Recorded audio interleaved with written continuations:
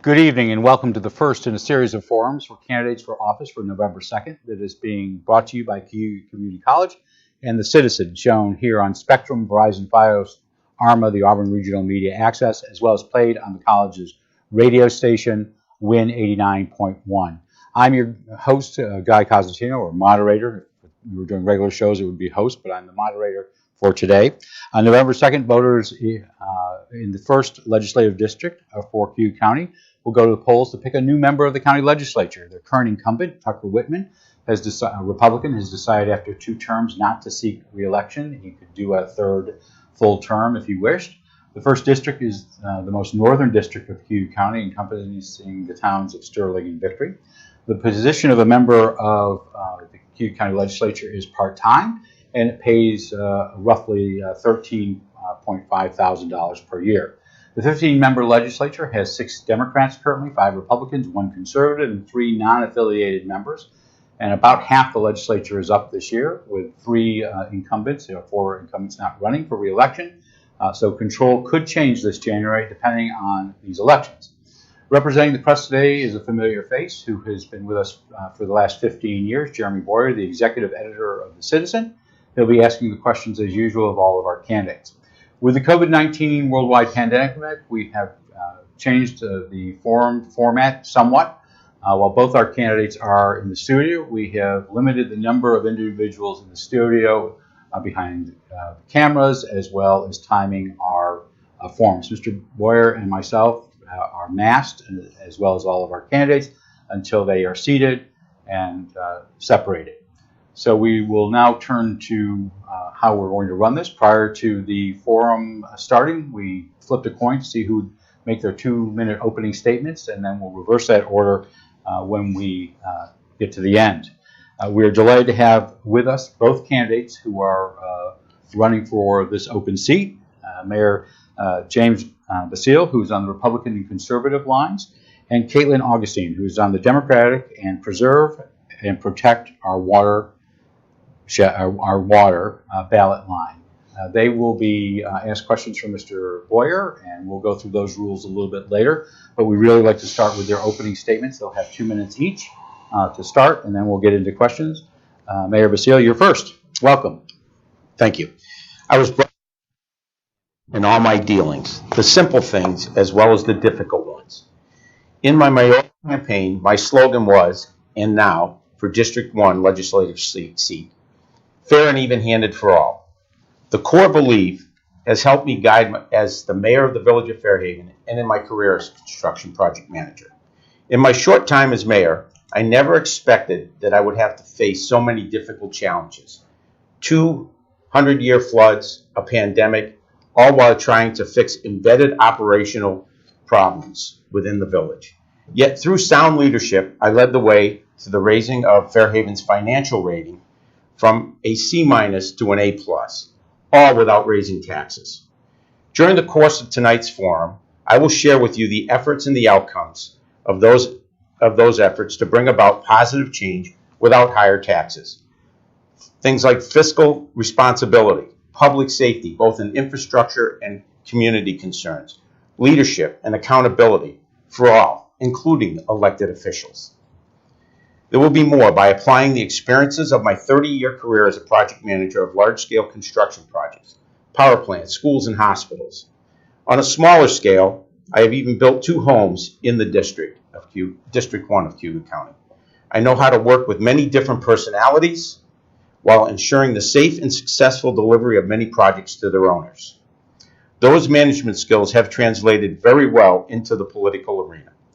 I believe I am the best candidate suited to represent District 1 and help Cayuga County through the process of securing fair share of whatever infrastructure funding is allocated to us, and ensure that the shared as fairly as I did when working with federal, state, county, town, and village emergency funding for the floods and the pandemic. I believe I am the leader for all. Thank you, Mr. Basile. We'll now hear from Caitlin Augustine, who's on the Democratic and has an independent line, Preserve and Protect the Water. Welcome. Thank you. Thank you for inviting me down here. Very exciting to be here, and thanks for the college to give us this opportunity. I'm Kate Augustine, and I am running for County Ledge, Sterling and Victory, because I believe the people need a choice on election day. And it's about time that my generation is getting involved in government, especially at the local level. I'm fully qualified for this position and have the time to dedicate to the debate, negotiation, discussion, and research that it takes to fulfill this county position. I have developed good relationships in Sterling and Victory since I moved here. I'm a young businesswoman and entrepreneur, and I started 3 companies, 2 in food processing and manufacturing, and 1 in coaching and consulting. I've done talks on leadership and entrepreneurship, and I've taken a product from an idea to grocery stores, a product from 2 grocery stores to over 200 grocery stores in the Northeast. So I've taken an idea and I've been able to manifest that. I've pitched in multiple business pitch competitions and have raised money for my ideas. I was a business finalist representing the USA in the Global Creative Business Cup competition held in Copenhagen. I've gone through the highs and lows of running a business.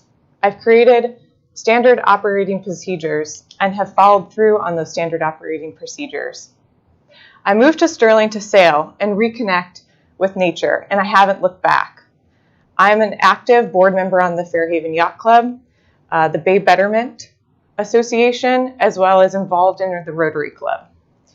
I swim every day from the Yacht Club up to Cloca State Winery and back. And I enjoy a local beer at our tavern, Turtle Cove, which is right down the street from my home.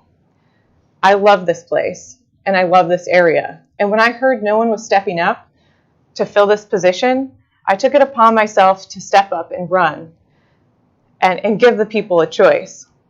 Thank you. Thank you for your opening statements. We'll now turn to Mr. Boyer, who will ask questions of either of you or both of you. If it's both, you'll each have 2 minutes to answer. If you want to follow up after your opponent has spoken, just give me a signal and we'll give you an additional minute on that. Mr. Boyer, welcome back to the studio. Thank you. In person. Yes, good to be here, and thank you both for making the long drive down from the northern end of the county down here to Auburn for this, and having a discussion for the voters out there. I'd like to start with a few different issues that are really specific to the district, to Sterling and Victory and Fairhaven. One being, and Mr. Basile, you touched on it, the shoreline flooding that you've seen up there in the last couple of years. And I have a couple questions kind of related to that, and you can certainly dive into some of these things. A lot of people, as these 2 events have happened, blame the International Joint Commission's Plan 2014 for the flooding that was seen. That's the long-term management plan of the Lake Ontario levels. And there's been debate about whether that, how much blame should go to that, and if that plan should be scrapped or revised or changed. So I'd like to find out from both of you what your position is on that, and then secondly, related to that, is what would you as a county legislature try to do to deal with this issue as we go forward? And this is for both questions, Yep. both candidates. Yep. Mr. Basile, you'll have 2 minutes on this, and then we'll go to Ms. Augustine. So yes, I've been directly impacted myself as I have property on the water with the flooding. So I have firsthand knowledge of what goes on. Also was involved with helping people protect their homes during the 2 floods. So with regard to the plan and whether the plan was the right plan or the wrong plan, I think that each plan that gets placed gets massaged over time. I think that there's probably room for improvement in the plan, which means changes. That doesn't mean scrapping the plan, but it means for changes. There's also room for administration of the plan. I mean, when water leaves the Great Lakes west of us here, it takes about 3 years for a cup of water to get down to Lake Ontario. So with that kind of knowledge, I think the plan maybe wasn't managed as best it could. The plan had good intentions. The plan had intentions of protecting the environment. We know what happened to the wetlands. They were destroyed by the flooding. It's going to take a long time for them to recover. So there's issues along the shoreline, not just with the property owners, but the environment and nature. And I think that the plan needs to be looked at stringently. It needs to be managed correctly. And I think they're starting to make some adjustments in that. I see that happening with right after the 2019 flood, how they addressed the high rain levels and the preparation of the lake to prevent flooding in 2020. It was close, but it did not flood. Again, in 2021, many of us up there just started removing our sandbags this year, thinking that and hoping that their process in managing the plan that exists while they look at it and try to reflect on changes that could be made to improve it continue. Thank you. Ms. Augustine, on this issue of the plan and what the legislature can or cannot do. Yeah, it's multi-dynamic from my research and understanding. We do have something called the New York Great Lakes Action Agenda, which was written in 2014. If you want to know what's happening, you can also look at the other Great Lakes. We're all connected in this. It's also a international situation. So it's not just us in our one area, District 1. It is a whole system, and the watersheds are an ecosystem that's been identified at the global level in terms of predicting how our climate and Earth is doing. So they've been identified as a specific ecosystem. It's multi-layered, and I think that with the infrastructure bill coming into play, and then some of the relief funds that are coming into play, and understanding and identifying where we can spend what on and not spending it where the infrastructure bill could come into play, with additional grant relief funds and the READY project funds. There's multiple projects happening. So what we need to understand is how the village and town cooperation on all water matters is going to come together. And that's not just dealing with flooding. It's also dealing with the watersheds. And most recently, a water bottling plant was proposed on an aquifer, which inspired the Preserve and Protect Our Water line specifically, as I was able to work with our current water committee, which was appointed by our town board, Sterling Town Board, to do the necessary research and data collection that needs to happen before we just willingly give our aquifers and watershed over. It's a multi-dynamic problem. Thank you. Mayor, you have a minute Yes. to follow up. To a couple of the points, the infrastructure money coming right now isn't geared towards the shoreline. You have to look at the American Rescue Plan, and there's about 6 or 7 categories that gets distributed in them, and one of them is not the shoreline. The READY program is a program that I've been involved in and fought to make sure that Cayuga County got their full fair share. I wasn't a county legislator. I was the mayor of the village, and we were going to be shorted by $2.7 million. I made sure we got that money and made sure that it was put to use within the county. And as far as the watershed, that's something that still needs to be addressed. That's an ongoing situation. We're not giving it away. We're going to make sure that it's protected and that we go forward knowing what we have. That's one of the issues. We don't know what we have under the ground. Okay, thank you. Ms. Augustine, you'll have a minute as well. Yeah, I agree. Groundwater is really important to this. There are things that we don't have enough research or data points around. FEMA identified certain items in 1974, and then there was a flood revision in 1976, and then that was effective in 1978.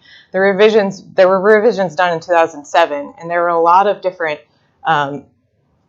suggestions in that. And the town of Sterling and the village need to look at their land use permit regulations and those things around what they're allowing being built on the shoreline specifically, because it could be more cost effective to also move homes specifically if it's going to be a consistent problem. It goes back to erosion and silt and algae blooms. It's a dynamic issue, and it's not just our little bay. It's the whole coastline. So things like what the Sterling Nature Center is doing and the proposed marine sanctuary could be helpful in establishing our human. Yeah. Thank you. Mr. Basile, did you want to follow up? I'll give a minute each if you both want it. If not, we'll move on to the next question. No, I'm good. Okay. I'm good. Thank you very much, though, for asking. I'm not leaving the water thing go. I didn't think you were, so I was going to. I thought there might be more questions. Yeah. Clarify for folks watching the issue right now up there with regard to commercial water extraction and a possible bottling plant. Mm-hmm. It's my understanding right now that a moratorium has been put in place, and now the town has to do some due diligence and come up with some decisions. So as clear as both of you can be, where do you stand on how this is being handled right now, and what else would you like to see taking place in the next 6 months to a year? Ms. Augustine, you get to go first. You have 2 minutes on this. So the town board this is the second situation that this has happened. They're unprepared for what's coming down the pipeline. No pun intended. We need to update a lot of our land use permits and how we're treating our watersheds. We are supposed to be the stewards of water. It's in the New York Great Lakes Action Agenda Plan from 2014. It's not just about the state or the Fed coming in and fixing things. It's about all of these towns on our coastline, the whole Great Lakes system coming together and solving these issues.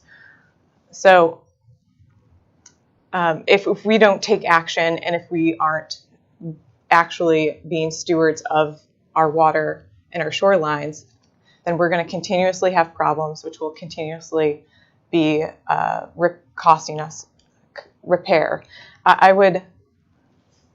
We're not operating in a vacuum up there.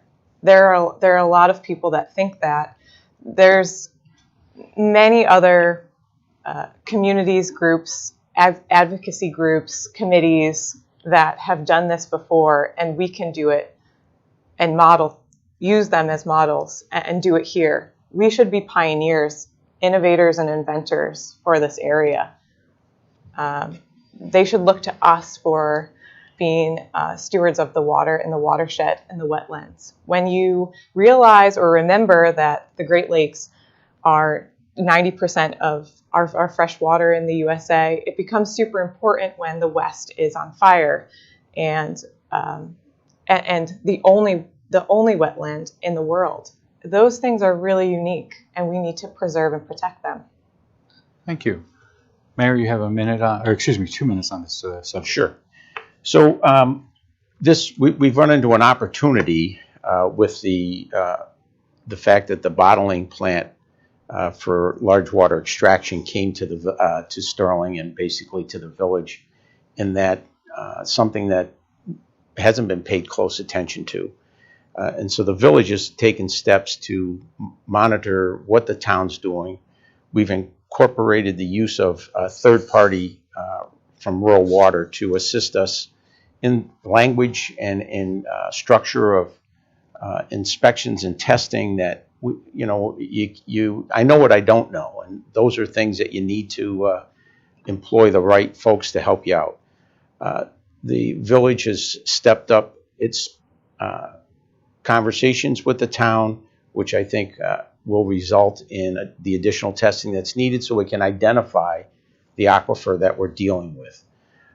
We've also, we're not in a vacuum up there, and we presented a resolution, the village did, to support the Owasco Lake initiative to get the New York State Department of Health to review their plan and turn it into law. As was mentioned earlier, plans are good, but they don't have any teeth.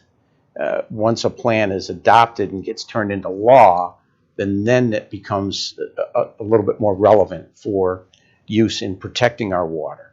Just like they have laws to protect wetlands, we want to see the state and the county use the plans to turn them into laws to protect our valuable water resource that we want to share with the communities around us. We want to share it with our neighbors to the west in Wolcott and Wayne County, and share it with the town of Sterling. The water's there, it's available. Let's not hoard it, and let's do an equal share of distribution of it to those. Water's a valuable resource that's needed by everybody. Okay. I'm good. You're all set? All set. All right, Mr. Boyer. Yes. 20-second question after this discussion.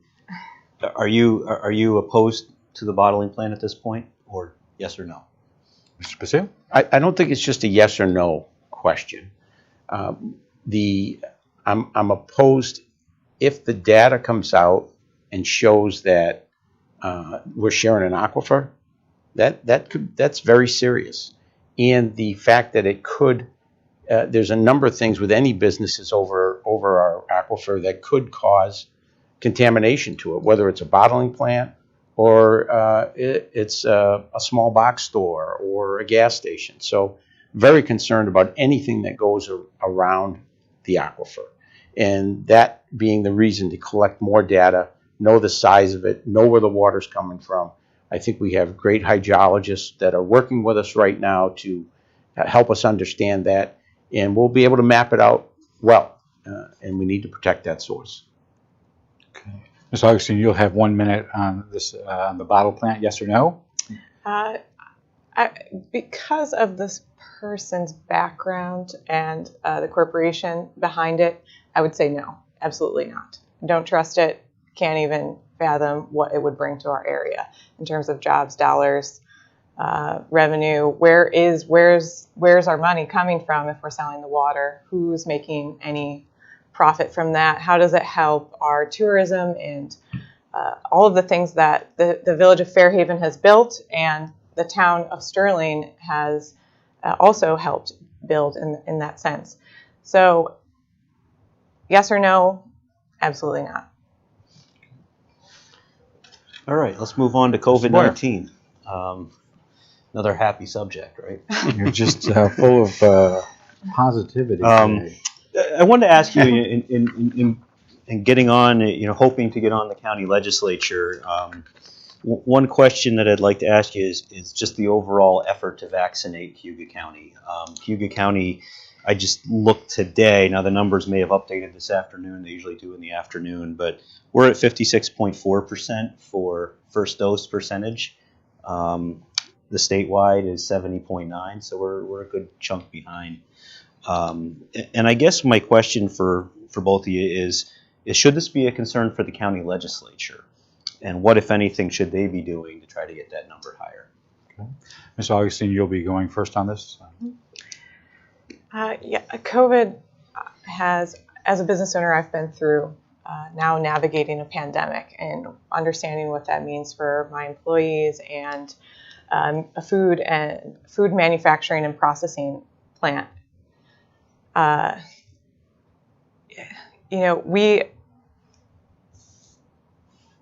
We definitely need to consider and keep following the CDC guidelines and taking this very seriously. Deaths are, people are dying still. People we know, we've all experienced this. So it's a very serious matter. Just recently, some of our local businesses had to shut down again to actively handle the situation. But anything regarding vaccine mandates or mask mandates in the workforce, I'm looking towards our unions with that. Usually PERB is what gives us direction in terms of what employees want in the workplace and workforce. So if that is what Cayuga County is looking for and wants at that level, then we need to utilize and lean in and talk to our unions about that. But yes, we need to be continuously working towards safety for all. And again, being a business owner and going through it, it's very important to protect everyone's safety and make sure that employees are safe, because if they're not safe, they're not coming to work. Thank you. Mayor, on this issue of the county's response and what role the county should take in the COVID pandemic. Yes, so COVID, I've had to deal with it as the mayor for the village of Fairhaven. I have to deal with it in construction with the employees. I work with unions. I think that the guidelines should be from the CDC and from healthcare. I think that employees can have input, but we're looking for our healthcare providers to give us guidance on this, and not based on facts and not based on wants, but more on needs. So, going through this pandemic and what's going on, we managed to follow these rules and guidelines to and work through it. And if you do it properly, we kept all our employees working throughout the pandemic in the village. And to their credit, they did a good job at following the guidelines. We ran a Christmas, our tree lighting. We did not let that go by without following the guidelines. I was working with the health department weekly and then daily up to the tree lighting. It was an event that was important to get people out. And we also ran our July 4th parade under the auspice of the guidelines of the healthcare. So it can be done. Everybody has to be diligent and vigilant on following the guidelines. It's important. We do want people to be able to go to work. We don't want our businesses closed down. And I think that when your community and your district and then your county come together, those things can happen and take place.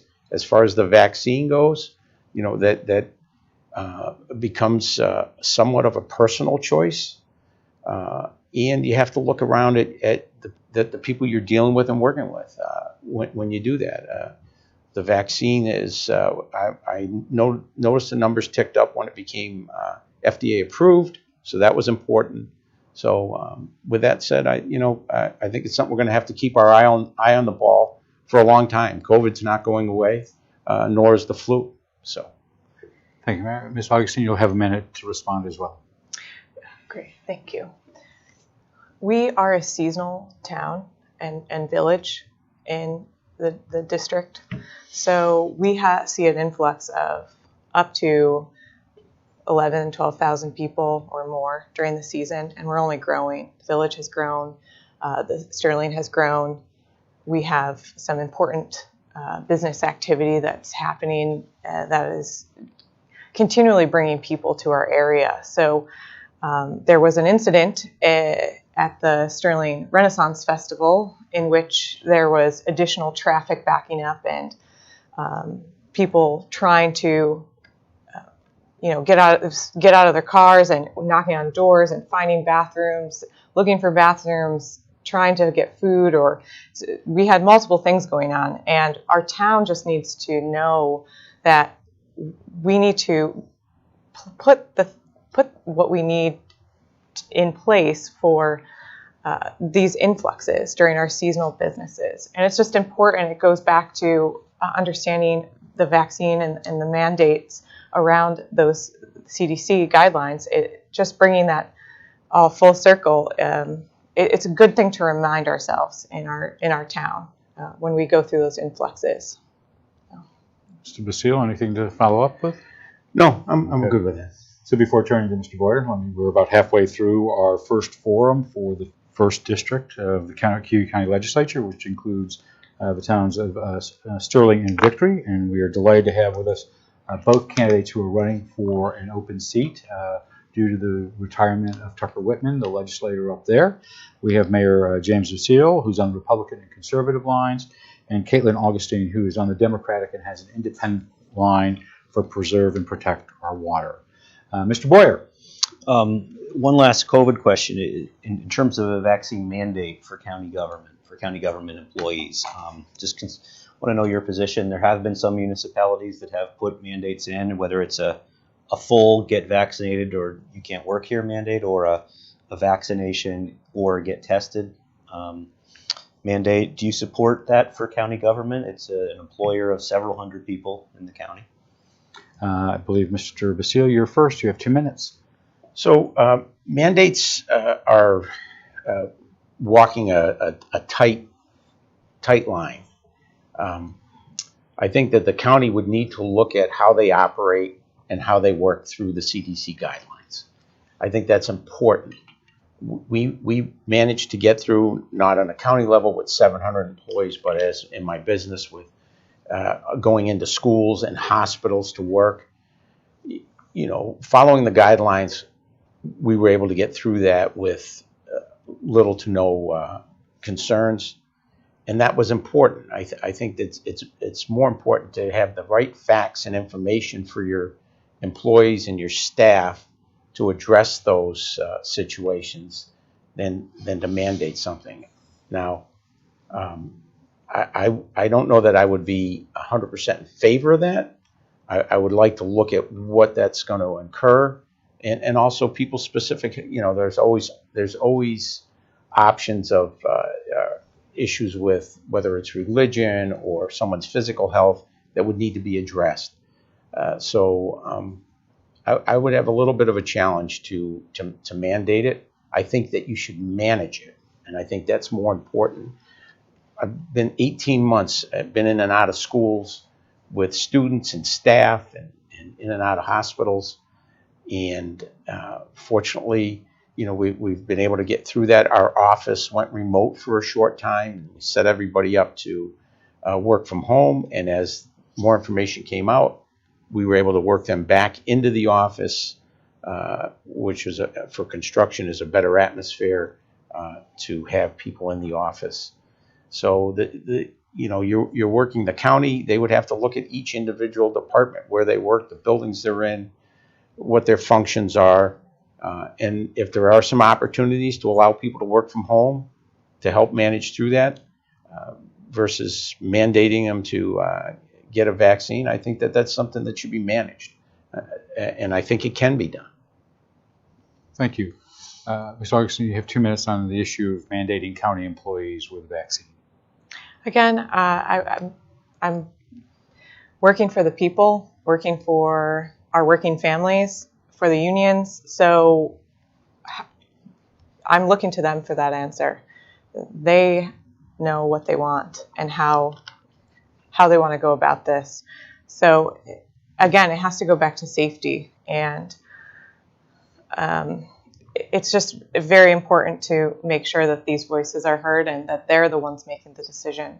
So and again, that's who I'm serving. So I think that ultimately, as a business owner, making it very clear for people is a lot easier than it being unclear. So I've been in plenty of situations where it's been unclear or not defined, or people don't know what to do or how to act or how to respond. And still, even though there's been guidelines out there, it would just be helpful to have additional clarity around that. Most venues, very large corporations have all moved to that themselves. And we're going to have to really think about the future and how we're approaching it for the next pandemic, or if this is to go on longer. We need to, again, work together on this issue, and it takes many people to come up with the right answer. So, thank you. Mr. Boyer. All right. One of the biggest issues for the legislature is how should it be led? How should county government be led? The structure of leadership. The county currently is structured to be led by a day-to-day appointed administrator, but that position has been vacant intentionally since spring of 2019, and the legislature has been and will continue to evaluate what the long-term structure would be, whether in a county or an elected executive trying to make this appointed administrator work better, or some other version. Currently, they're basically having the legislature chairperson run county government on a day-to-day basis. So I'd like to ask you both, what leadership structure do you prefer, and why do you prefer it? Ms. Augustine, you're up first. Yeah, so this is a part of government in which you could then, for all those support who want to run the government more like a business, would be advocating for, because this is just a general SOP management type situation. So if you want to have this running efficiently, then you need to get a manager in place, or give the chair the opportunity to earn the money for the work that they're doing. And we're not talking about everyone in the legislature. We're talking about the chair, who has additional work, task flow work, on top of running through a pandemic. So, and in years past, before Aileen, they paid a wage. They paid a wage for that work being done. And whether it's a woman or a man, I should be pretty fair. So I believe that she should earn the wage that she should get for her work, right? But again, I think temporarily they're hiring some outside operations manager, which will get them through the short term. So that'll work for now, but going down into the future to get to actually manage all of our opportunities that we have as a county, and potentially infrastructure money, and then the recovery money, we need someone who can actually, do the job and getting paid for those extra efforts there. And either one of us could be potentially the chair at some time. We also have to serve on committees, right? So that's a lot of extra time. And my opponent is the mayor of Fairhaven. So I don't know at what point how much time he will specifically have to ever fulfill that position, on top of the many committees and other jobs he has with his construction company. So again, yeah, we should pay for the work being done. The issue of the structure, or what structure the legislature should have. Sure. So first I want to address the mayor situation. All of these jobs that you mentioned earlier are part-time. They're not part-time. When you're elected official and you're the mayor, or if you're fortunate enough to be the county legislator or the chair, when you wake up, that's who you are. When you go to bed, that's who you are. So as far as the setup of the elected executive versus an appointed executive, I think that one of the things that we need to come to common ground on is how that's going to operate. And government is a business. It's the business of running government. And that's how we made changes up in the village of Fairhaven. And we'll talk later about how we improved the village from that -C to A+ rating.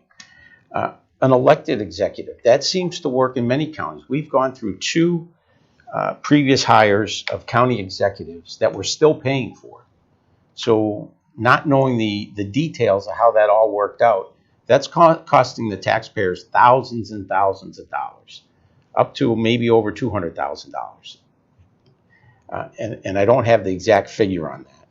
So appointed through the county legislator is one way to do it. I agree that whoever is the chair and the time that that's going to take should be compensated accordingly. Or go to an elected executive like other counties do, and they manage to get through that, and people will have 4 years to decide if they're the person for that job or if they're not for that job. And I think that's important. As I said in my earlier statement, holding elected officials accountable is important. And we have that opportunity, like we'll have in November, to vote for people, whether it's District 1 or the other districts, people will be held accountable for their positions. And I think that an elected executive could work out. But in either case, that person needs to be compensated accordingly if you want them to do the job right. Thank you. Mr. Boyer? Yeah, I did have a question, and I think Ms. Augustine alluded to it. I wanted to put it to you about can you state clearly if you are elected to this office, would you intend to remain in your seat as mayor? That's a great question, and I've done some research on that. So first of all, I wouldn't be running for county legislator if I had to give up my mayor's seat. A mayor can hold 2 elected positions if they're a mayor of a village.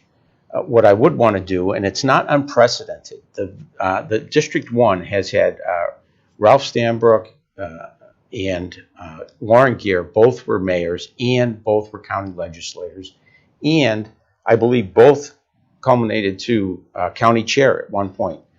I will assess that and evaluate it after my successful run as candidate for District 1 county legislator. It does need to be looked at. I think that with what's going on today, there's a lot more involvement needed by elected officials if we're going to do a good job for our constituents. So you can't give us a yes or a no today on that? No, I cannot. Okay. Okay, excuse me. Just I know you gave Mayor Brazil 2 minutes. You'll have 1 minute to respond if you want, just out of courtesy, and then we'll flip back to the normal routine. Okay, thank you.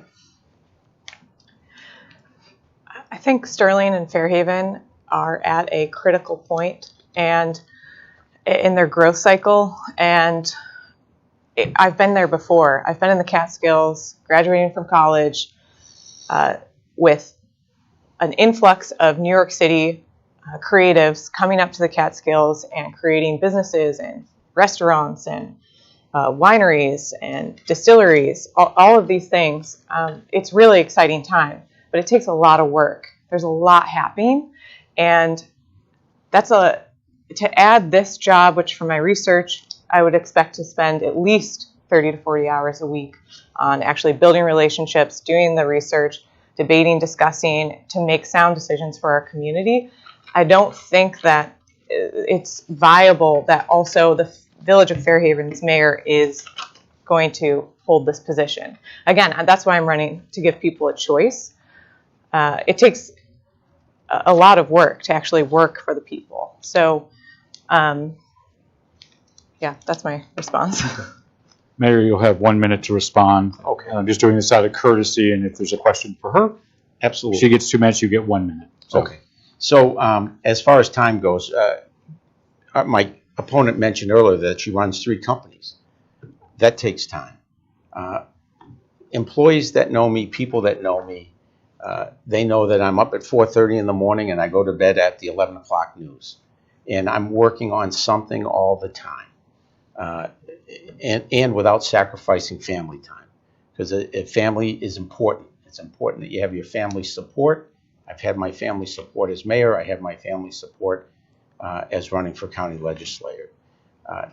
There is a limited amount of time, and that's why I said earlier I would assess the situation and the time involved, for people that are influxing from Rochester to our area or from Syracuse. They're not coming up from New York City, but our folks are coming from cities around us because they realize, and it might somewhat be influenced by COVID, that they're moving to places where they have a little bit of breathing room. So no position, nor the mayor position, nor the district legislator position will be sacrificed with regard to time.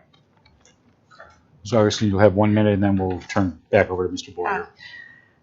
We also can't forget that there is another part of our district, which is Victory, and they seem to not be so keen on having the mayor also be in the legislator position.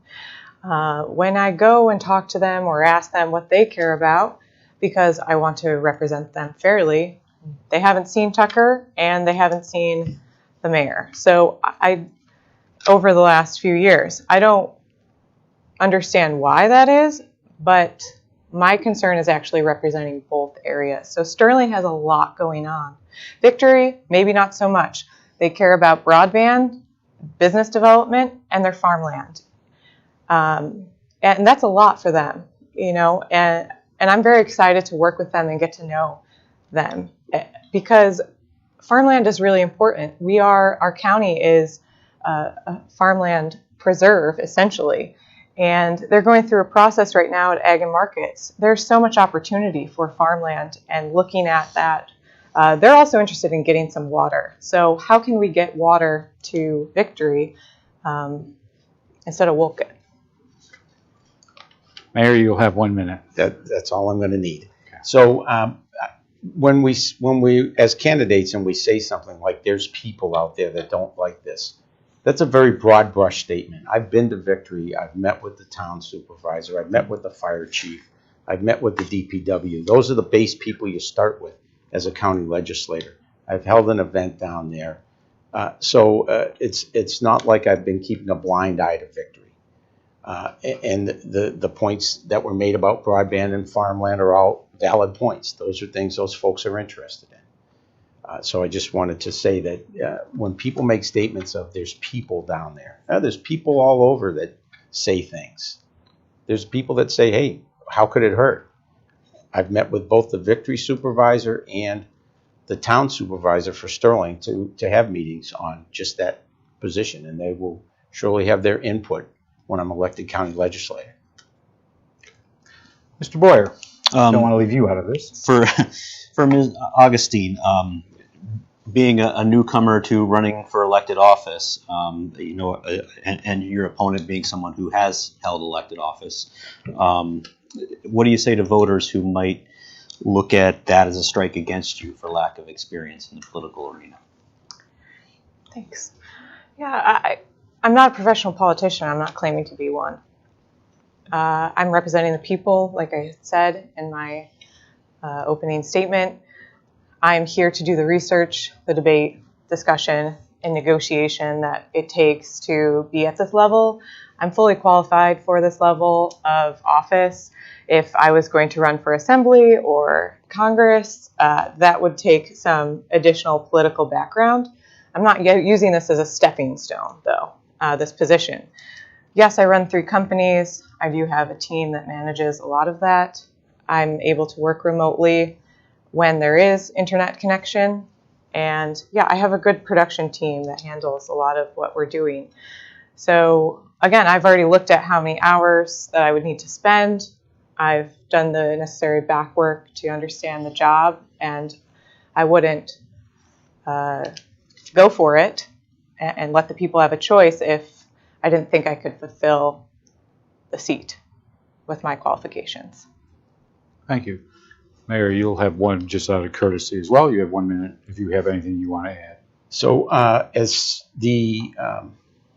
far as our local government, county government, professional politician, I've heard that spouted out a few times. Nobody gets into politics at 57 years old because they want to be a professional politician. They do in their 30s and their 20s. But when they're 57, they see that there was a problem, and they see that they think they could have some input, and they believe they could have some input in fixing those problems. I did that as mayor. I'll do that as your county legislator for District 1. I understand how government works. I was on the local planning board, the local zoning board. To step right in as your county legislator is a commendable thing to do. It wasn't the Democrats' first choice, but still, I'm not a professional politician. I'm a guy that puts my boots on every day and goes to work and solves problems, and that's what I'll do for you as a county legislator. Do you need additional? Okay, yeah. This Boyer, next question. Let's talk about redistricting, and specifically in Cayuga County with the legislature. Part of this year's race is it's a 2-year term because they're going to line all the legislature districts up to be able to run at the same time in 2023, with the idea that they might have new districts based on the census data. The legislature will be making some decisions on whether they want to change the districts at all, whether the legislature size should be increased, decreased, or left the same. Should they try to get rid of, or as best they can, get rid of weighted voting, where currently there's some legislators have votes that are worth quite a bit more than other legislators based on where they live and the number of people in their districts. So with all that, I guess I'd like to hear from both of you on what priorities would you like to see with redistricting in the county? And I think we're back to Mr. Basile, and this might be the second to last question, depending on how long you all go on this. So redistricting, that's always a challenge because everybody wants to be represented. And when you get into redistricting, that starts to break up what people have had a comfort level with. So that, as when it's looked at as a county legislator, it definitely would be something that I would want to get involved in. Weighted voting, I think, has its challenges. I think that one vote would make people be better negotiators with the other districts in moving things along in the county. So that would be something I would want to look at too. Weighted voting maybe gives, now you only have to go to particular legislators to get the votes you need and not to all of them. And I think they need to all be working together, whether the number is 15 or 9, because it have to be an odd number for voting, how that works out for us. In our county's long. It's shaped like Idaho, and everybody knows that. And so sometimes District 1, like District 15, may feel left out sometimes. And I think that that's cause for concern. And I want to be the voice for District 1 that protects the constituents and the people up in our district. So I'd be a little bit concerned about redistricting and getting it too big. Okay, thank you. Ms. Augustine, this issue of how you would redistrict the county legislature. There's a lot that goes into it. The congressional districts need to be defined in reality first before we go forward. Owasco district is the most bloated of the whole county. Most of the other districts have remained the same, 10,000 or under. So that's really where we're talking about redistricting. So, and I would look to my team, my other legislators, to catch me up on this process and understand it fully so that we can make an educated decision about it and how we may need to convey the information to the voters or constituents, however it works. And I'm willing to do that and talk to people and answer any questions that they have about what this means, so that information is passed on. Mr. Boyer, last question. All right. I think. Yeah, sure. Okay. I may change my mind. Yeah. Whoever Favorite color, we'll between the two of you, whoever wins this is going to be filling the shoes of a person that's had the office for basically 3 full terms, and that's a big change for voters, for residents up there to have a different person to report to. So I'd like you to both kind of contrast and compare yourself to Tucker Whitman, who you'd be replacing. How would you emulate or be similar to him, and how would you be different as a county legislator? Okay. So Augustine, you're up first. You have 2 minutes on this. I've had the chance to talk to Tucker. He is ready to move on, and I know that he's on a couple of the committees, specifically Water, Ag, Ways and Means, and an additional one. He has been chair at a certain point, so there's a lot of work involved, as we discussed, with that specifically. And building relationships is going to be key, rebuilding the relationships for our district. We just have not had any activity regarding our county legislator in our Sterling, Fairhaven, or Victory. Some people know him, some people don't. I don't think our community, I think our community knows both of us at this time. So that's where we have to start. We need to get to Auburn and let Auburn know what's going on. I think we've been able to put us on the map in terms of what's going on with our water situation, but now we need to take it to the next level. And that's going to take someone who's actually doing the position and representing the voters. Thank you. Mayor, your thoughts on Tucker Whitman and how you're either like, not alike, or do something different or the same? So I've also had a chance, an opportunity to talk to Tucker Whitman, and I'm going to be Jim Basile, county legislator for District 1. I'm not going to be Tucker Whitman. He had his ways to deal with things. I'm going to do it my way, and my way is to pull people together. That's what I've done for a career. That's what I did as mayor, and that's what I'll do for our district, which will include Victory and Sterling. I'm already building relationships with the county in different departments. I've worked with the planning department on the Sterling Nature Center. I've worked with Steve Lynch, Carrie Terwilliger on the LWRP program. I've worked with Human Resources already as a mayor. We have employees that fall under some of the same guidelines. So, I've already started building those relationships. People in the county level know who I am. I'll be able to go in there with both feet, running.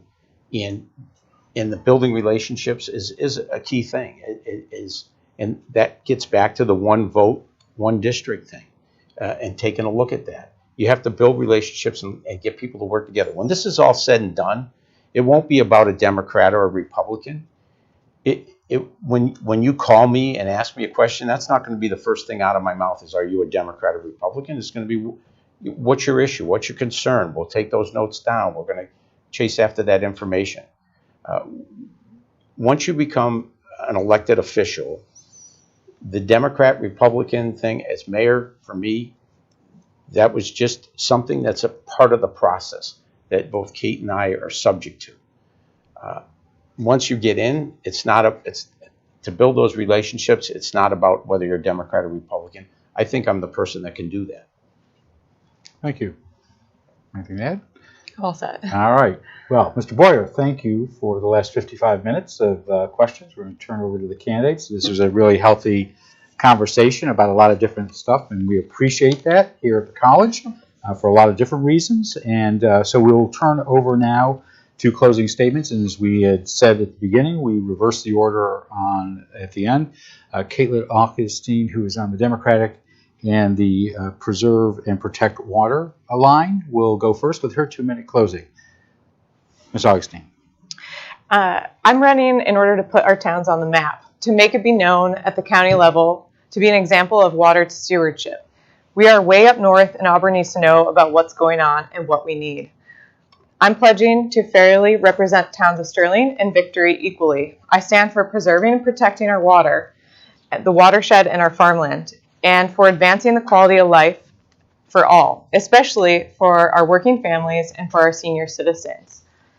I intend to use my seasoned business and organizational skills to navigate our towns to a better future for generations to come, getting our fair share of infrastructure money and essential health care, as well as human services.